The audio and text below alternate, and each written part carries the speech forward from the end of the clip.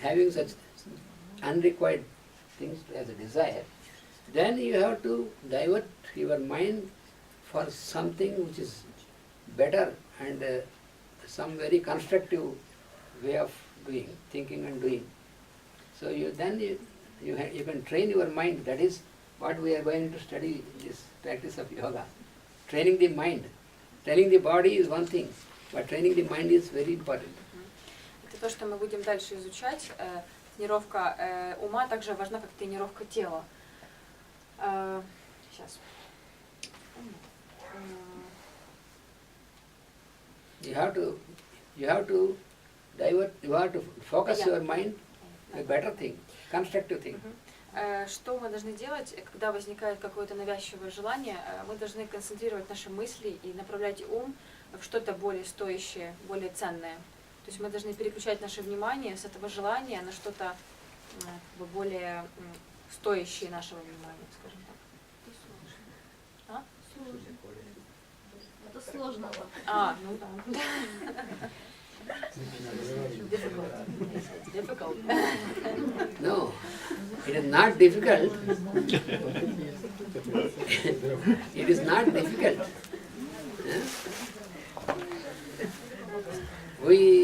Because our mind plays a trick on us, immediately our mind reacts, and mind says it is difficult. Because when we feel it's difficult, we try to postpone it. That is the trick of the mind, but nothing is difficult.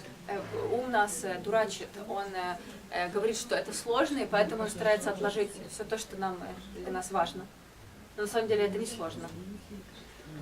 That is why, in these practices, there is also practice of the worship of the World Mother.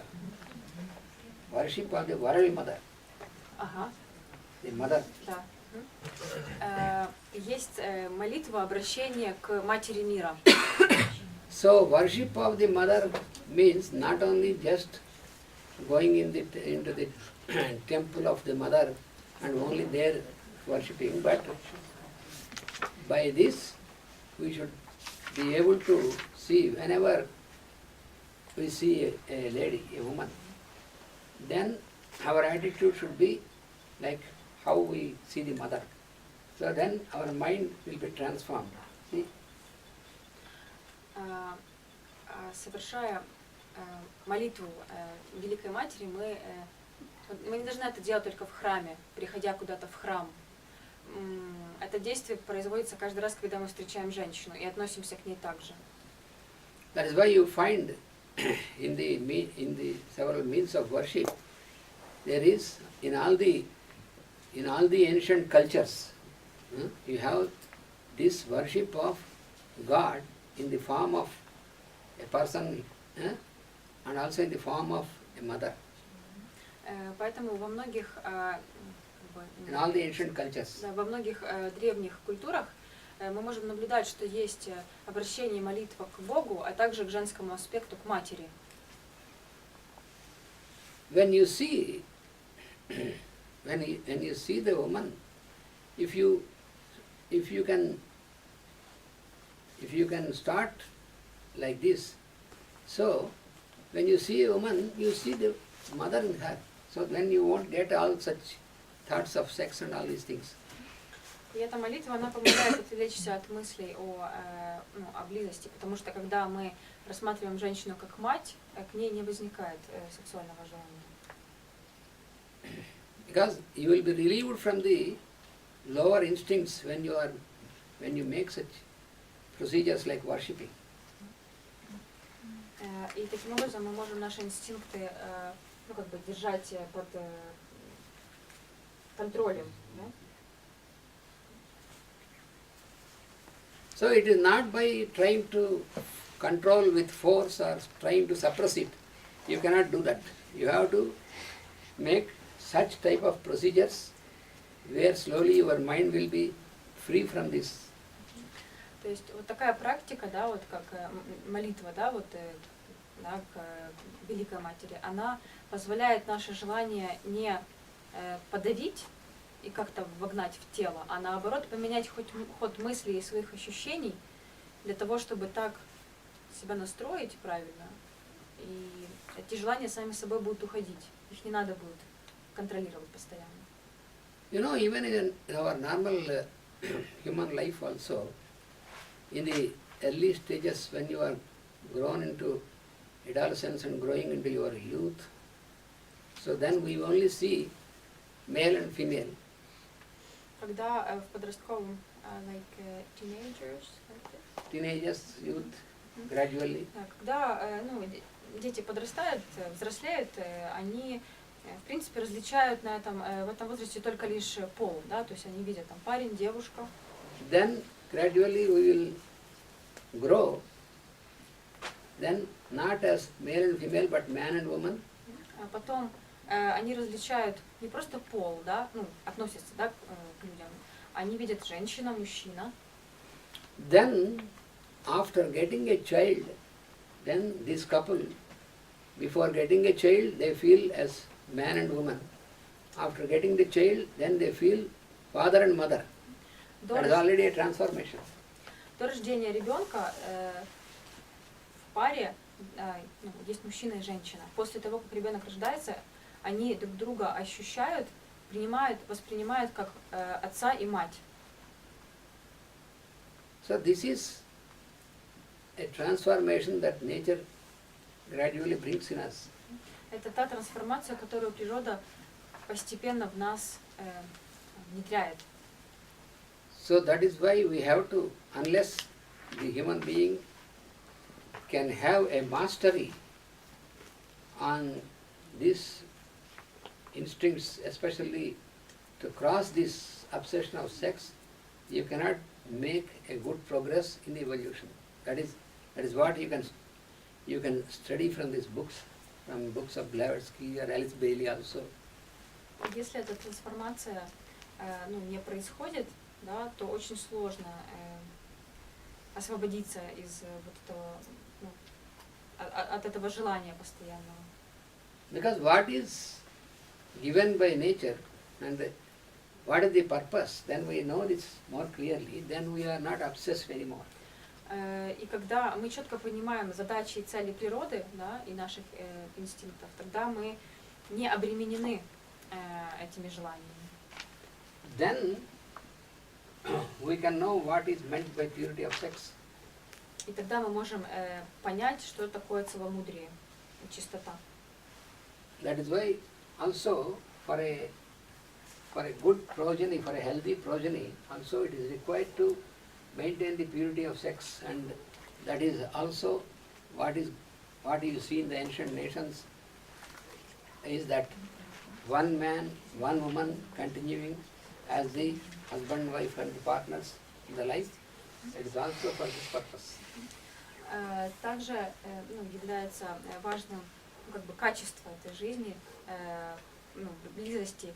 Мы можем видеть, что с древних времен была одна женщина и мужчина, и пара создавалась на долгое время. So the process of what we call marriage is established by Manu for the human beings for this purpose. И сам факт союза мужчины и женщины, он был установлен Ману. Для того, чтобы человеческий род мог возрождаться, воспроизводиться. Manu is the solar mind. Это вселенский ум. So that is about brahmacharya. Это то, что важно знать о брамачарье. So brahmacharya is generally translated as celibacy. Брамачарья дословно переводится как целомудрие также. So if we say just celibacy, Целибат. Celibat. So that is true, but it is what is real celibacy? Unless I explain this, you cannot understand. Just if you say celibate, then you say how is it possible and all this. So you have to know deeply what is the significance of celibacy. Мы должны понимать глубже, что такое целибат, потому что можно подумать, что это все, больше ничего никогда. Но на самом деле это просто правильное поведение, да, в личной жизни и ну, как бы, то, что касается близких и физических отношений. So all the work is at the level of mind. When you can regulate all these things, you can train your mind, then you can cross these barriers. Mind is the big barrier for us. Когда мы регулируем все вот эти пункты, мы тренируем свой ум, и таким образом мы можем пересечь многие барьеры, созданные умом. This is the higher psychology. What you study here is not just the normal psychology what you study in the universities and here. It is higher psychology to know what are all the various faculties and layers of mind, how to deal with them. То, что мы сейчас изучаем, это высшая психология. Это не та наука, которую преподают в институтах. И она изучает разные уровни ума. In the normal psychology, they will explain only conscious and subconscious levels. В обычной психологии мы найдем знание только о том, что такое сознание, сознательное и бессознательное. And many things attribute to subconscious levels. И очень многие вещи, они объясняются бессознательным поведением. But there is one more layer that is called what is called supraconscious. Но есть еще один уровень, который называется уровень над бессознанием, сверхсознание.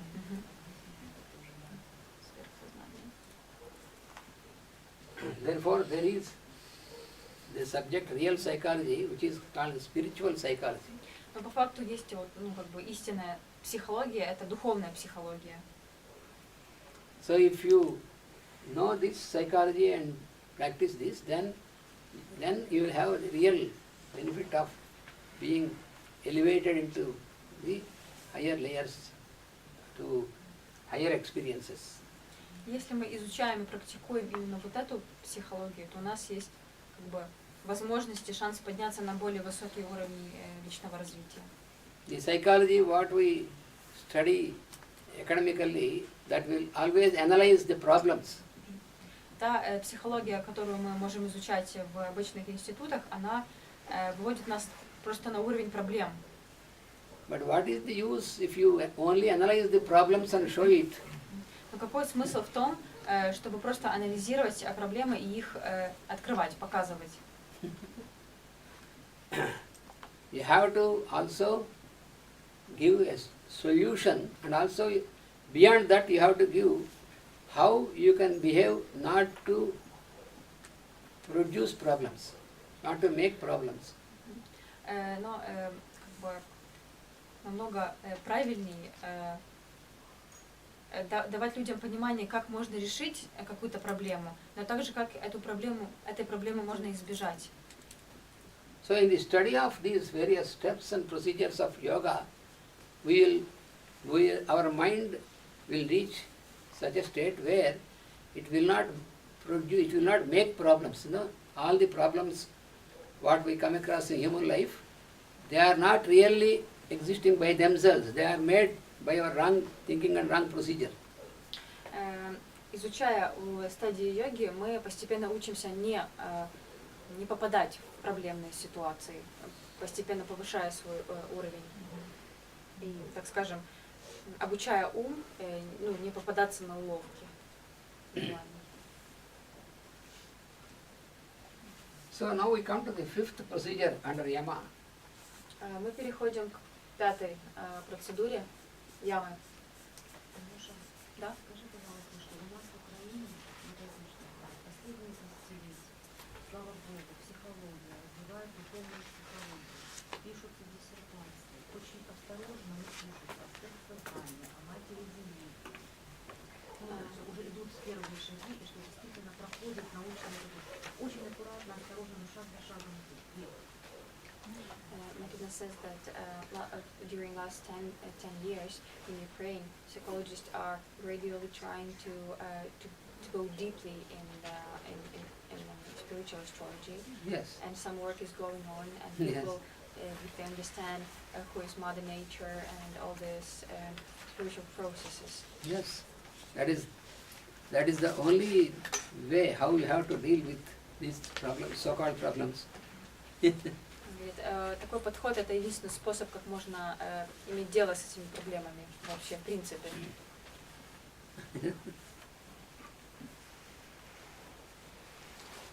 So this fifth procedure is what is called aparigraha.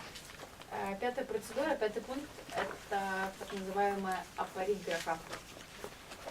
In Sanskrit always when you put a before, it is a negation. Когда на санскрите стоит первая буква А, это отрицание какого-то явления.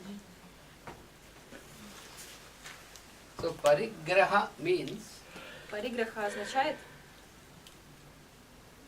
the attitude to receive anything for free without your contribution, without your effort or anything, an attitude to receive something for free, that is called parigraha. Париграха – это явление, когда человек хочет получить что-то, ну, у нас, простите, говорят, на халяву, бесплатно, да, не вкладывая никаких усилий, не давая ничего взамен. So aparigraha is opposite of this. Апариграха – это явление противоположное. Да? That means not accepting something for free without our contribution. Это, тут значение обратное, то есть не принимать, не брать ничего, за что мы не заплатили. How can we adapt this in our daily life? Как мы можем применить это в нашей ежедневной жизни? Suppose you are working in an institution or in an office. You are employed there. Например, мы работаем в какой-то компании, в каком-то офисе. So, any time in your mind, suppose you are asked why you are working there, then instinctively you may say or you may feel that yes, for the remuneration what I get from this, for that I am working. Когда нас спросят, почему мы работаем на этой работе, мы, естественным образом скажем, что так происходит, потому что я получаю за это вознаграждение. So it is true, it is a procedure, it is true that you are working for an institution, for a factory or for an office, and for the work what you are doing you are remunerated. That is normal procedure. But in doing this work,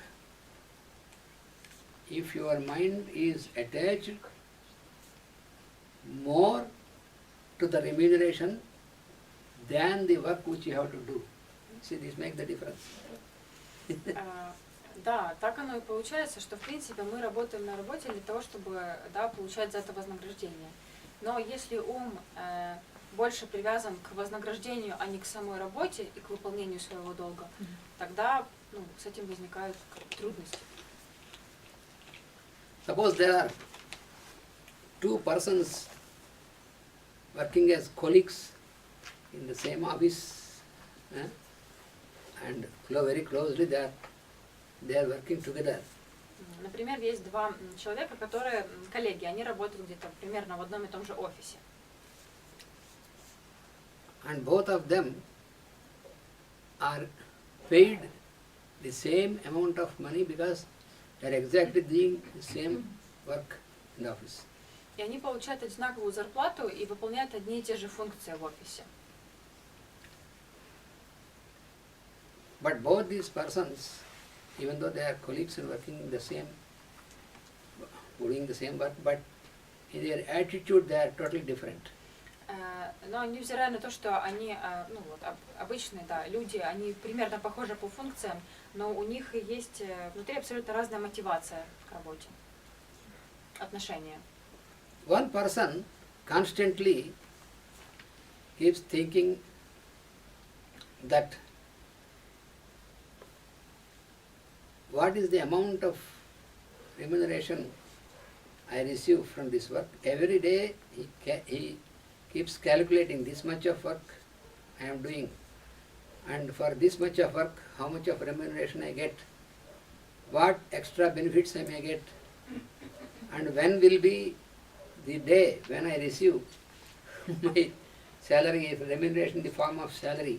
He will be waiting for that day, the first day of the next month. He will be waiting when it will be credited to my account, and how much will be credited, and how much will be extra benefits.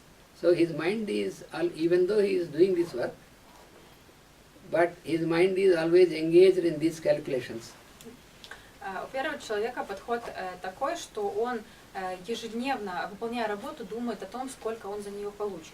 Какие у него будут бонусы, надбавки, сколько он получит конкретно вот за это количество проделанной работы. И он каждый день будет ждать первого числа следующего месяца для того, чтобы эти деньги капнули на его счет, и он, значит, представит, сколько их там. When sometimes, by mistake, some of the other department who make all the accounts, suppose, by mistake, they missed some entry in his account. So, suppose some amount is showing less in his account, which is being credited. So he is very anxious. Why this amount is reduced in my remuneration? Then he makes all the calculations, he tries to find out, and he tries to, as soon as to get it back again. So his mind is engaged in always in all these things, not free. И представим такую ситуацию, что кто-то в бухгалтерии, да, он допустил ошибку и начислил ему меньше денег, чем тот себе насчитал. И он всячески, он попадет в состояние стресса, он будет очень раздражен, начнет пересчитывать, выяснять, и он постарается как можно быстрее добиться, чтобы эти деньги ему вернулись обратно.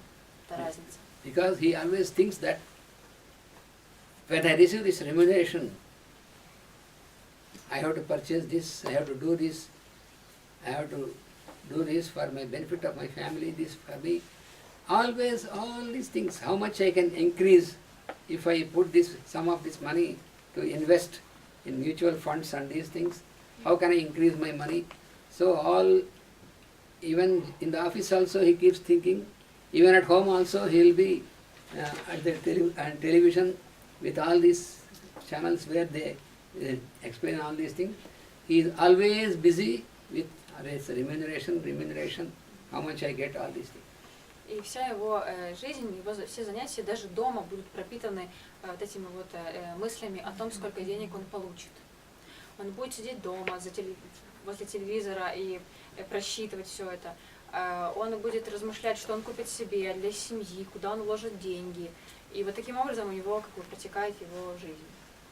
The other person who is his colleague, the other person is always very happy because not a single minute of any day he thinks of the remuneration. He is always concentrated in the work what he has to do, because with this work they are contributing his work for the benefit of many people. Suppose he is an engineer. So he is, with his effort, his work, he is contributing for some good project. So he always thinks of this. About remuneration he does not think at all, because anyway it will be credited to the account. Why should I think of this thing? On the first of next month, automatically it will be credited to my account. So why should I think and waste my time? So he tries to put his energy on his work, so to make it very efficient. And the other person cannot be efficient because his mind is always engaged on this. И второй человек имеет другой подход. Он ни минуты в день не думает о том, сколько он получит, что он будет делать с деньгами, потому что он все свое внимание уделяет тому, чтобы сделать хорошо работу. И его работа, она как бы ценна, да? Он концентрируется на том, чтобы создать какую-то ценность для людей. И он знает, что автоматически в первый день следующего месяца к нему эти деньги придут на счет, и ему вообще не о чем думать.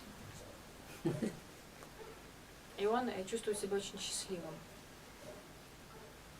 You see, both these persons are paid exactly same amount of remuneration. Мы видим, что оба человека получают одну и ту же плату. The institution is not going to pay extra money to the first fellow because he is doing extra work. What is this extra work? To keep thinking about remuneration, making calculations. For this work, nobody will pay for him.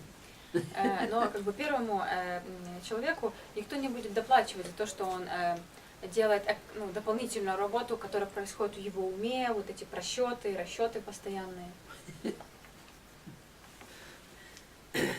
So the other person is always happy and enjoy his life, and this person cannot enjoy and cannot be happy, and he feels that I am working like this to be happy, but to be happy you have to work like this free, with free mind only you can be happy.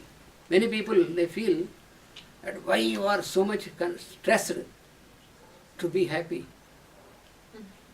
To be happy you should not be stressed. Второй человек, он будет испытывать счастье, и у него все будет, жизнь его будет приятно протекать.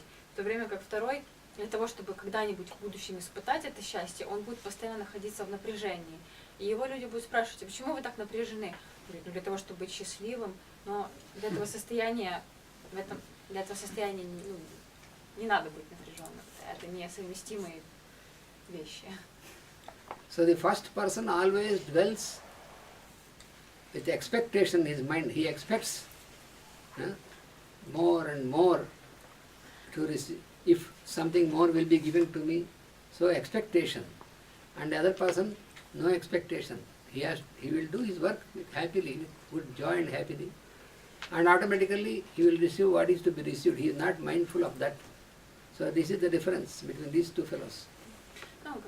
Еще раз, повторяем ту же идею, что мысли первого человека постоянно будут заняты тем, сколько он получит, и не получит ли он вдруг немножко больше, за свою работу.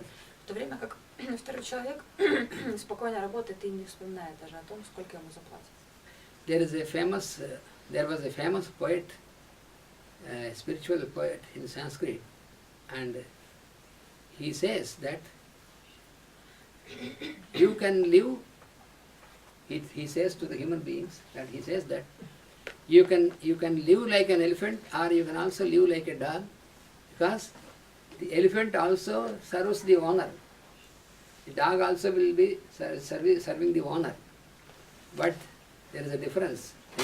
The elephant does all the heavy work what is given by the owner and stands in a very valorous manner.